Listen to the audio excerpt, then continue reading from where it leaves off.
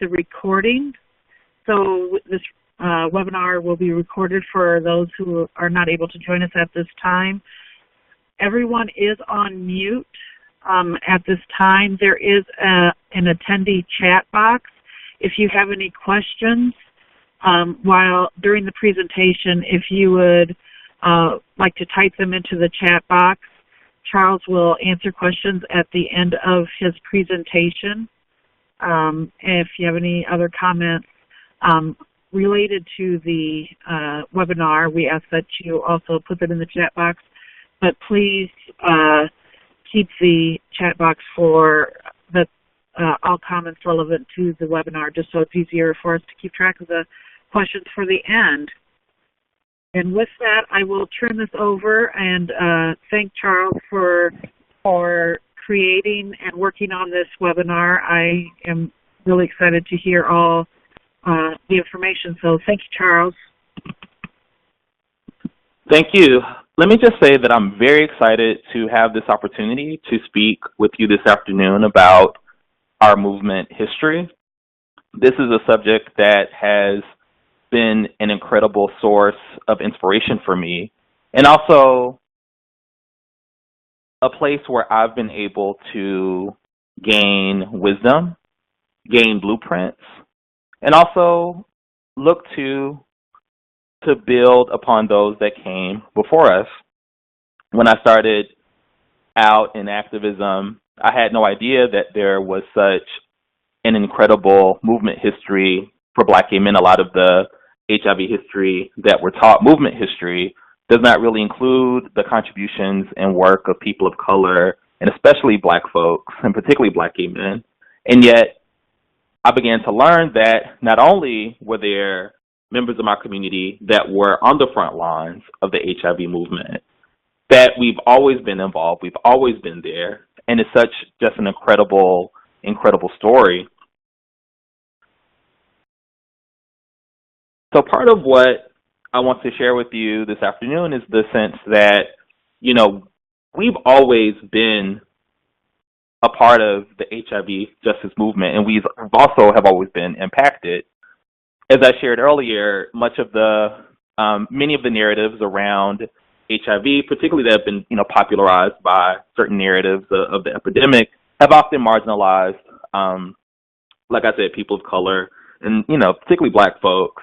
And, you know, as you can see here, from the very, very beginning, Black gay men were impacted. Of the first 7 patients that were discovered, I mean, as you know, as HIV became a part, or AIDS in that case became a part of public awareness, the 6th and 7th patients were both Black. Of the first 7, and the 7th was a Black gay man. So again, we've always been impacted. And again, this is the first reported cases that eventually became known as AIDS at that time. And so it's just really important that we hold that up and that we realize that, you know, much of how we understand HIV today has been shaped by, I think, the lens that that unfortunately that hasn't really properly amplified how HIV impacts Black communities, especially Black gay men. So I want to talk a bit about, as I share, movement history and how we've always resisted. So as early as 1983, Gil Gerald, who is an extraordinary leader, visionary, been a part of so many important moments in our community and our work, as early as 1983, he met with civil rights leaders such as Coretta Scott King and Dr. Joseph Lowery to talk about Black LGBTQ issues. 1983. And as part of those conversations, he started talking about the impact that then AIDS was having on Black gay community. It's also worth noting that in these early conversations, before we, you know, even when we knew very little about what was happening, that there were civil rights leaders that were paying attention, that were open to conversation, and that were really, I think, in their own way, starting to evolve in their consciousness and awareness.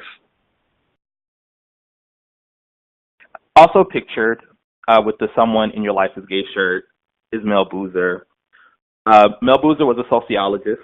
He also was or had been the president of the Gay Activist Alliance in Washington, D.C. And one of the most interesting things, he was nominated in 1980 to be the vice president of the United States by both the Socialist Party of the United States of Socialist Party USA, and also it was a petition at the Democratic National Convention in 1980 for him to be the Democratic nominee for vice president. So he was this really interesting figure early on, an incredible academic, but also advocate, an early leader that I think had such an extraordinary impact again. And I think that's a theme that you'll hear over and over again, that there have always, we've always been there. We've always been involved. We've always been engaged.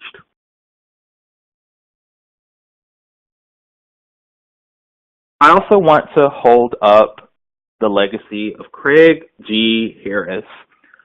Craig was a writer, an essayist, a poet. He wrote short stories. He was also a very courageous activist. In a lot of our movement history in the HIV community, we associate much of the direct action, sort of organizing and public disruptions with groups like ACT UP, and of course they did some incredible work. But even before then, you had Black gay men engaged in acts of civil disobedience, which was the case with Craig Harris, who actually disrupted the American Public Health Association meeting in 1986 when they were having their first plenary that actually addressed HIV. He noticed there were no people of color speaking at this plenary, no people of color in 1986.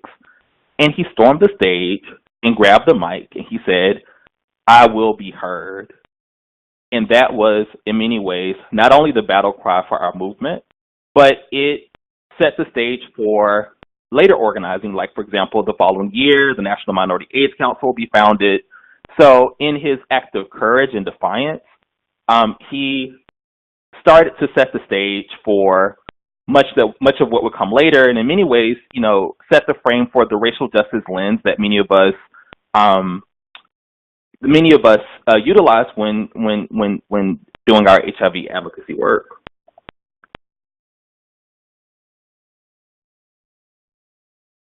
One more note about Craig Harris. He was the conference organizer. So for the first conference on HIV in the Black community was held in 1986 as well, and he was the conference organizer. And he had sort of been a part of many of the, just been really involved in a lot of different leadership positions in the movement, but was also, like I said, a very fearless writer, activist, defiant in many ways, a kind of organizing and activism that really pushed the conversation forward and refused to be ignored. I want to uplift 1986, that year, some more because, and let me step back a bit. In contemporary public health discourse, in the last few years, there's been a considerable conversation around, resilience, personal resilience. What does it take for someone to be resilient? And often when people, particularly public health researchers and advocates and so forth, talk about resilience, they usually mean a certain kind of obedience to the state or a certain kind of conformity. So you're able to, do the desirable behaviors, you're able to comply, essentially. That's usually what resilient means. And I think that is, an important conversation to have, but I think it's also important that we look at community resilience. How are communities resilient? And I think there's so many historical as well as contemporary examples of that. And so I want to hold up 1986 because one of my questions was, in this particular year, in a single year, there were a number of organizations for Black gay men founded in one single year, 1986. So with all that was going on in the world at that time, including how HIV was impacting our communities, including, this sort of conservative regime that we were under, so many things happening. And yet, even in some of our darkest moments, there was this proliferation of organizations across the United States serving Black gay men, such as Other Countries, which was the Black Gay Writers Group, Adoti, which was a sort of a healing space for Black gay men. It still exists today, actually. GMAD, Gay Men of African Descent. Pictured to the right is Charles Angel with the microphone and the T-shirt. He was actually the founder of GMAD, Charles Angel. I think GMAD still does what they call the Angel Award. So Charles Angel is also an extremely courageous figure that we owe so much to. And the National Task Force on AIDS Prevention, which was with a really important group that, based on the West Coast. So again, it wasn't just sort of the East Coast, but it was national, including the West Coast. And this was with Reggie Williams. And so in this single year, and in this period from 86, 87, 88, throughout the late 80s, there was so many organizations that were founded. In 1986, that was also the year that an anthology came out, In the Life, a Black anthology, edited by Joseph Beam. This anthology was a collection of short stories and essays and poetry. And it was really the first time on that level Black gay men were really telling their stories, sharing their narrative. So what I'm interested in is what was it that made it possible for this level of courage and this level of political imagination for this to happen, and what lessons can we learn from that? And that's really the spirit of which this presentation was developed in, because I believe that there's so many lessons that we can take today that from looking at what came before. And even though we're in a very different time, and there are many new challenges and new opportunities that we have now that they didn't have our ancestors, I also believe strongly that there's still a lot happening then that still happens now. They were still grappling with racism in the LGBT community. They were still dealing with heterosexism in the Black community. They're dealing with HIV stigma. So I believe that there's much we can learn. I referenced earlier the first conference on HIV in the Black community, and there was a picture up that doesn't seem to be up right now. I'm sure it's going to come up again. So there was a conference that happened in D.C. comprised of a number of leaders really wanting to address HIV in the Black community. And so they hosted this conference. This was actually through the National Coalition of Black Lesbians and Gays. Gil Gerald, who I referenced earlier, was the executive director of that organization. And Craig Harris, who I also referenced, was the conference organizer. And so this was really phenomenal because, again, there's this perception, this very popular narrative that Black communities didn't care about HIV until Magic Johnson or something. And so my argument has been, both through my writing and my organizing, that no, we've always been aware, we've always been concerned, but the major barrier to that history being institutionalized is largely related to racism, largely related to HIV stigma, and largely related to homophobia. I'm sorry, my slides don't appear to be up right now. Is there a technical thing? Okay. Well, so I shared with you the importance of 1986, that there was this moment, this era, and I don't want to romanticize those that came before us as if they were, only singularly courageous. There were, internal battles. There was significant struggles and challenges, even internally and externally. A lot of the early Black gay men's health movement workers suffered from, this extraordinary kind of isolation. Loneliness comes up a lot in the work of Joseph Beam. So there were consequences. I think we see much evidence of this generation, what I call the 1986 generation, grappling with collective trauma. Even then, like what happens when so many people die in a very short period of time in this sort of community. Like what happens? Like how do people respond to that and address that? So I think you see part of the energy behind their organizing and work sort of being exemplary of that. They were wanting to survive. And that was such an incredible part of that work. You see this urgency in the writing, which is interesting. You look at, some of the think pieces in writing now versus then, even though that, there's this incredible impact today, but the urgency isn't quite the same. And I think that they felt, it's there's this intensity. I mean, you can go back to some of the amazing aphorisms of people like Joseph Beam, for example, who proclaimed black men loving black men is the revolutionary act. You know, like this sort of urgency, this intensity for everything they were doing. You know, these grand statements, even the poetry was this sort of like anthemic poetry.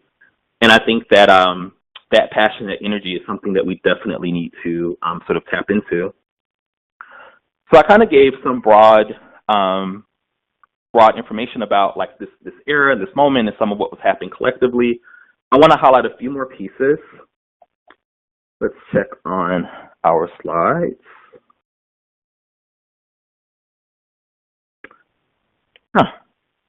Slides are not up again. Well, I'll just keep telling a story. So, as I was sharing, you have this generation of writers and activists and visionaries and rebels that were facing, you know, homophobia in the white LGBTQ community. They're facing racism in the black community. I mean, homophobia in the black community, racism in the white LGBTQ community. They're also facing, you know, just all these forms of structural violence, and they had to figure out how to build community in that. So that's where a lot of the tradition came out of.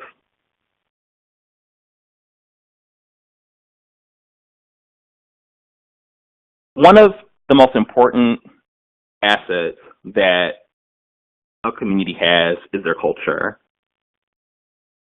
And I think one of the greatest lessons that we can learn today in our activism work, in our advocacy, is the importance of centralizing culture. I think, unfortunately, far too many of our advocacy spaces, specifically as it relates to black gay men, I think they adapt the deficit model from public health, which is we only see problems, we only see pathology. But I believe it's equally important to not only examine, you know, the challenges, the problems of a community, but also the things the community holds sacred, the things that the community values, the community assets, culture. And nowhere is that more evident, again, is in our historical movement work. You see that in the figures such as Marlon Riggs. I don't know if folks have seen like Tongues Untied, for example. But there's this tradition of film, starting with Marlon Riggs, that masterfully depicts the interior lives of black gay men. He actually takes a lot of the poetry and from Essex, Hemphill, and prose from Joseph Beam, and he puts it into a film. It's absolutely gorgeous. These gorgeous images. So we see, for example, the words of Joseph Beam, like black men loving black men is revolutionary act, which had everything to do with racism and homophobia, but I'll also argue had everything to do with countering HIV stigma, you know, as a rallying cry. So Tongues Untied is such an important film, and it comes out of this era. And I think in many ways it was one of those very defiant things that really mattered.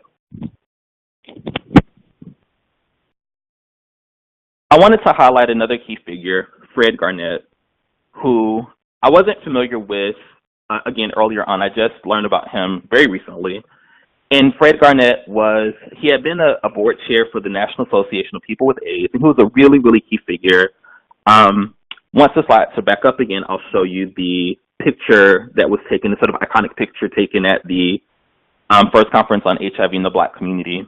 And it's with him and Gil Gerald and many key figures. Oops, slides are back up again. Great. Here we are. So Gil Gerald, and it's to the left, and then Carl Beam, and then the third person is, Carl Beam, and the third person is Fred Garnett.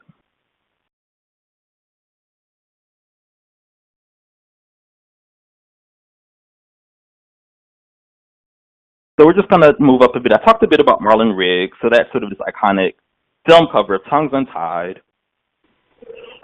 Much can be said about Marlon Riggs. He is a Southerner. He was open about living with HIV. HIV informs a lot of his work. Again, this is like in the late 80s, early 90s. He was attacked during the Culture War. You know, in the 80s, in the Reagan era, there was, you know, a lot of culture and art was under attack that was funded by the NEA, and he was also kind of a part of that. Because his work depicted, I think, black men in this sort of intimate and vulnerable way, and also loving way.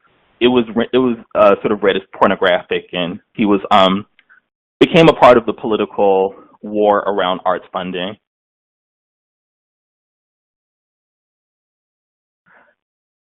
I want to talk a bit about Essex Hemphill.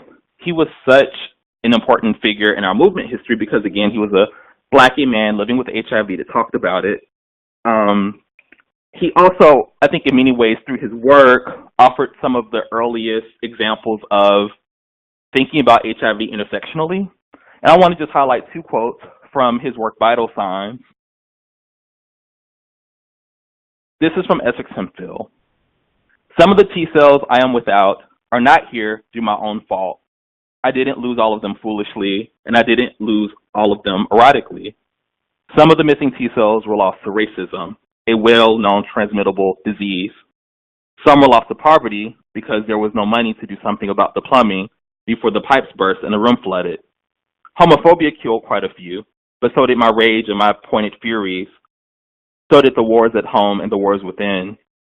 So did the drugs I took to remain calm, cool, and collected.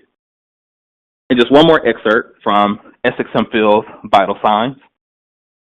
Actually, there are T cells scattered all about me at doorways where I was denied entrance because I was and he uses a F-word slur, or a N-word slur, or too poor or too Black. There are T cells spilling out of my ashtrays from cigarettes I've anxiously smoked. There are T cells all over the place, all of the floors of several bathhouses, coast to coast and halfway around the world, and in numerous parks and in countless bars, and in places I am forgetting to make room for other memories. So I just wanted to share those two quick excerpts from the Essex Hemphill piece to point out that even in the late 80s and early 90s, you know, Black communities and Black gay men were thinking about HIV intersectionally. So that even the conversation around the importance of like thinking about structural violence and how, you know, HIV isn't just a matter of, you know, behavioral decisions or personal choices, but really a matter of policy decisions and structural and socioeconomic factors. This is a conversation that was led largely by Black folks, and in this case, Black gay men, as early as like the late 80s, mid 80s. So I just wanted to highlight that. Mario Cooper. Mario was someone that I identify with so much in so many ways. He was a powerful organizer and advocate, masterful coalition builder. He was skilled at bringing together civil rights leaders and HIV advocates and folks within the Democratic Party like higher ups. He was both this kind of insider in that he often had access to powerful people, but he also had this sort of outsider's perspective, which I think a lot of Black gay men can actually relate to. And so his relationship to power was one that was, you know, he wasn't like a sycophant. Like, he really spoke truth to power and was willing to hold folks accountable. And in that, I think in many ways, he paid a price. You know, he, for example, encouraged the Black community often to form their own ACT UP. And he was seen as a nexus between the civil rights, democratic politics, and HIV. Very well respected, very important work. He was from the South, from Alabama. He's another Southerner, which I think, particularly we look at like Marlon Riggs and some of these other, you know, figures from the South. Even myself, I think there's a sort of a racial justice lens, just sort of almost like already embedded. And I think he brought that into much of the work that he did. And he also, I think, rejected, and yet at the same time, even though he went to Georgetown Law School and he worked in the White House and organized the 1992 Democratic Convention, he also, like I said before, he wasn't obsessed with power. Like, power for power's sake wasn't his goal. He always seemed to want to really transform institutions. He had been board chair of the AIDS Action Council. One of his major achievements, and there were many, was that he organized a conference called Leading for Life at the Harvard AIDS Institute. So again, this man was someone that was masterful at building these very broad coalitions. There's this clip on YouTube of the Leading for Life conference at Harvard. You have, you know, the respected scholar Henry Louis Gates, you know, speaking at this conference, talking about HIV in the Black community, and I didn't even know that Henry Louis Gates had anything to say about HIV. So it was just extraordinary. and this is Mario Cooper. But again, like many of these figures, and I hesitate to, I mean, I don't want to just say, okay, there were these strong people and they were giants, and I mean, which they were, but many of them paid a price for speaking truth to power, and we also have to hold that part up too. And Mario certainly was someone that paid a price for speaking truth to power. So Mario Cooper was very critical of AIDS funding in terms of there just not being enough AIDS funding getting to the communities where it needed to be made.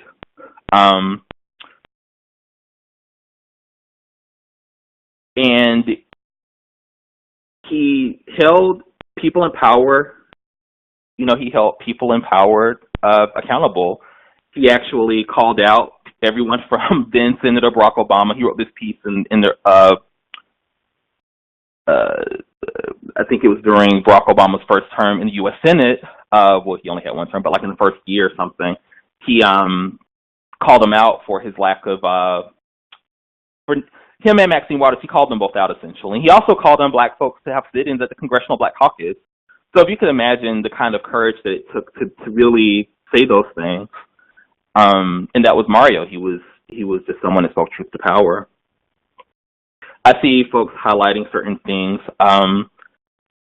There is so much that needs to be said about Bishop Carl Bean. Someone referenced, I see someone commenting. The Unity Fellowship Church, and let me just kind of go back just for a second. The Unity Fellowship Church movement really, I think, has been one of the most radical, incredible religious institutions in our community. Often the narrative is, black church traditions are all homophobic and that's all there is to it. And that's actually not true. I mean, some of the most amazing figures in the early HIV movement history were black faith leaders. In terms of Archbishop Carl Bean, he actually has a memoir that I encourage folks to read. So definitely uphold his, and again, in the West Coast, in LA, based in LA. And so it's like there's so many folks and figures that I think have really shaped where we are now.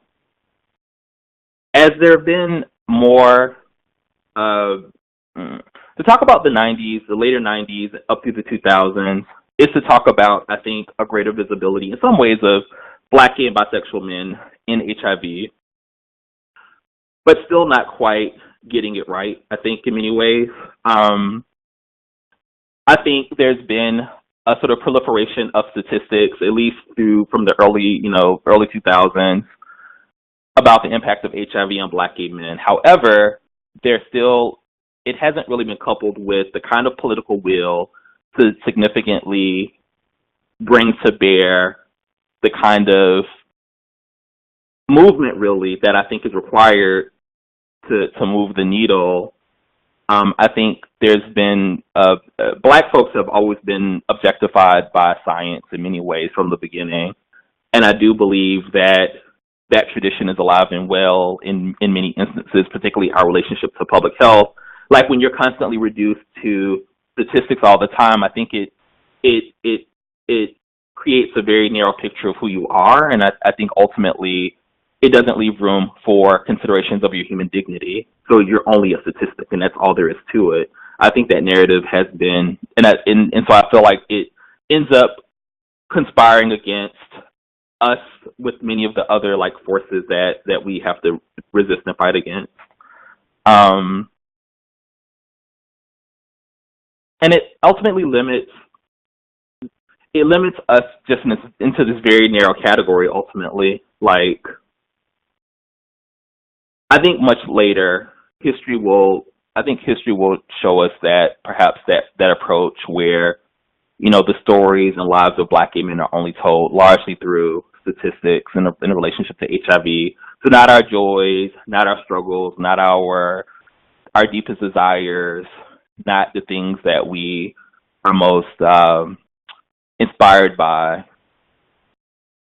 I think we'll learn that the very narrow perspective just hasn't told us really much of anything. And I think this is also very different than the earlier period.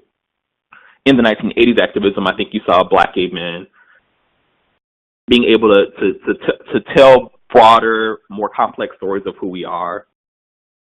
Whereas now it's 1 and 2. that's what black, that's the popular narrative, and I think we desperately need to counter that.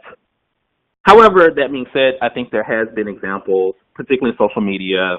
I remember in the toward the early 2000s, through 2005, 2006, there were social marketing campaigns featuring black gay men that I think really started getting at, we're complex, there are more to our stories, we have interesting lives. Like I remember, particularly with the I Love My Boo campaign, I saw black gay men paying attention because I think that on some level it started speaking to the deepest desires of who we are.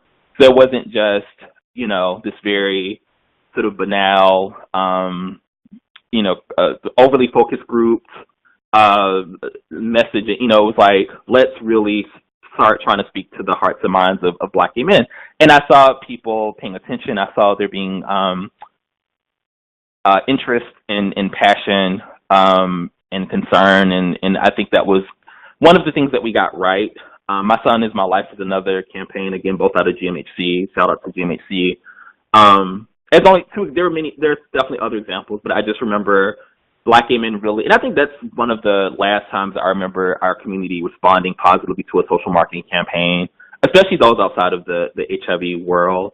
Maybe there are other examples. I look forward to being in conversation with people about that, but that's like the last time, like where I would show people like the collateral from these campaigns, and people would be interested. So I just want to share that.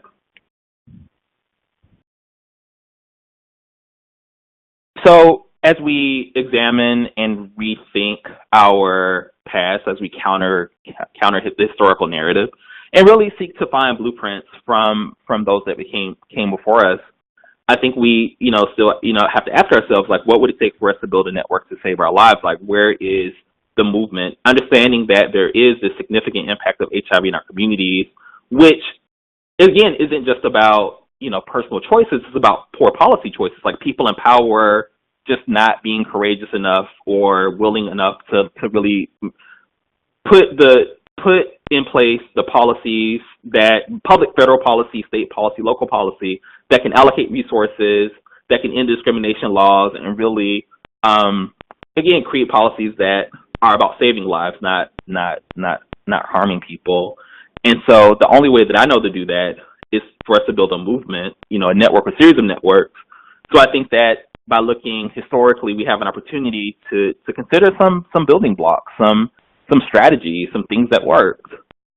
Part of where I think service providers have to move is, again, not just asking questions that get at, black gay pathology, but also asking questions like, what do you care about? What's sacred to you? What do you value? What do you find inspiring? Like, what are the things that move you? Like, really getting at those kinds of things, because I think if they did, they would be able to have a different set of tools, as they're, like, for example, creating their service plans, and et cetera. Like, I think they'd have a different set of tools. But I think even politically, we have so many lessons that we can draw from, so many examples. Again, we have this incredible example of collective resilience. These many examples of speaking truth to power, through Mario Cooper, through Craig Harris, through Mel Boozer, through many, many others. People that are still on the planet now. So I think that we have to consider that. But I am going to highlight a few key lessons, that we do have a rich and vibrant history of HIV activism. And again, this is an incredible asset in our community that we have to utilize. We've always been disproportionately impacted by HIV. I think that that's something that we just need. It's not a recent, I think that there's this sort of ahistoricism of how we talk about HIV, especially as it relates to black gay men, as if it's like just a new thing. And I think that we have to tell the truth about it, which is say that we've always been impacted. And I think we have to hold that up to show, if nothing else, that there's been a tradition of failure by both by agencies and institutions and organizations. There's been a history of failure. So how do we succeed? How do we really move things? How do we shift things? I think that's important to hold. And I think that but at the same time, I think we have what we need to affect change in our lives. We just have to continue to bubble it up, to amplify it, to concentrate it. Again, this isn't a definitive history by any means. I think that we all need to be in conversation. I think I'm just sort of highlighting a few key areas that I think are important. But again, there isn't one singular historical narrative by any means. There are many stories and many histories and many narratives. And so to that end, I look forward to being in conversation. I encourage people to tell their own stories, to leave the evidence of their existence. I think that's extremely important. Even in 2017, much of our movement history isn't really recorded. It's not written down anywhere. We have to write our memoirs. We have to tell our stories. Even something like One StoryCorps, like we have to have it documented, because those that come after us are desperately seeking blueprints and tools for themselves. So that, if anything, that's one of my many calls to action today is tell your stories, tell your truth, leave evidence, leave your artifacts behind, and with you, definitely share, tell stories. Even writing a blog, just you have to record it. So thank you so much for your time. I look forward to. I guess at this point, we'll open it up for questions. If folks have questions, or I can just keep talking. Cindy. Let's see. Brian has a question. Can you please repeat the title of the Essex Hemphill and let us know where it appears and where we can find it? Yes. So the Essex Hemphill poem I referenced, and that's Essex, E-S-S-E-X, Hemphill, Hemphill. Essex Hemphill, the work is called Vital Signs, and it appears in this anthology called Life Sentences, Writers, Artists, and AIDS. Again, the anthology is Life Sentences, Writers, Artists, and AIDS, edited by Thomas Avena. That's A-Z-E-N-A.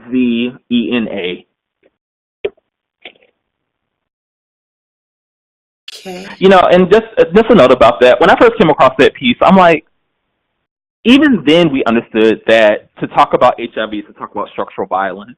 And yet, in 2017, it's still not nearly, like, to talk about structural violence, to talk about the socioeconomic factors that shape our social realities, it's still not as widely acknowledged as one would hope, even in the public health community. So from that perspective, I think it's even more urgent to me that we have to continue to amplify this conversation. Reginald wrote, which is really interesting, is that they are celebrating their 35th year, October 1st through the 8th, 2017 in Newark. And he said, by the way, Carl Bean wrote and sang I Was Born This Way in the 70s, long before Lady Gaga. He gave up his successful career. I'm sorry. He gave up his successful Broadway career to address the issue facing Black queers who are spiritual and have no problem saying queer, love, and God in the same sentence. Our creed is God is love, and love is for everyone. Very interesting. Oh my God, I love you so much for bringing that up. Absolutely right. He did have this amazing house song. And to talk about one of the other things that we need to talk about is house music and how it was such an important part of definitely Black gay community in the early 80s, late 70s, early 80s. It was such in house music as a very sacred kind of cultural part of our culture. People will say to this day, oftentimes when I talk to Black gay and bisexual men over like 50, and so they'll say house music saved my life. They'll say that. There was a sacred quality to it, and I think Carl Bean kind of understood that. Even through his, one could argue that even when he was in his music career, he was still ministering. He just had this epic vision, and he is such an important figure. And yeah, he did do it before Lady Gaga. That's when I first heard the song. I was like, Lady Gaga. This sounds very familiar. But yeah, please check it out on YouTube. Carl Bean, Born This Way. Okay. Any more questions for Charles?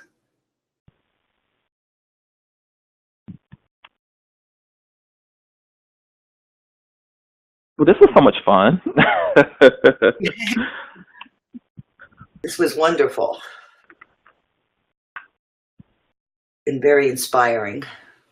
All right. Well, if you have other questions, feel free to reach out to me. You can reach me through the Counter Narrative Project. So you can go to thecounternarrative.org. You can also find me on Facebook and all social media. So yeah, feel free to reach out, and I'd look forward to being in conversation. Okay. Reginald, I learned a lot that I did not know about our history.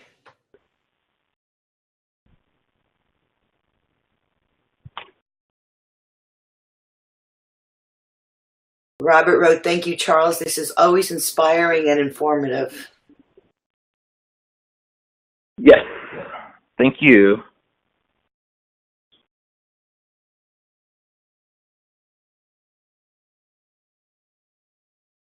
And Brian wrote, "The counter narrative also has a whole series of videos on modern Black gay heroes." Yes, we do.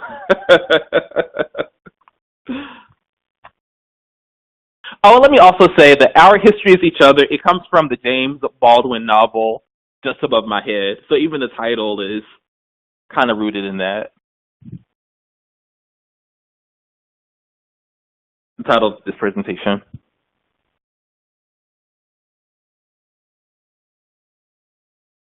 Okay, well,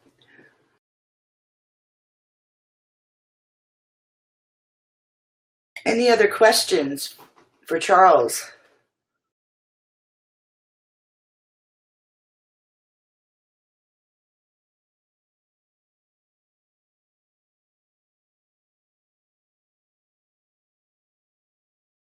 Okay.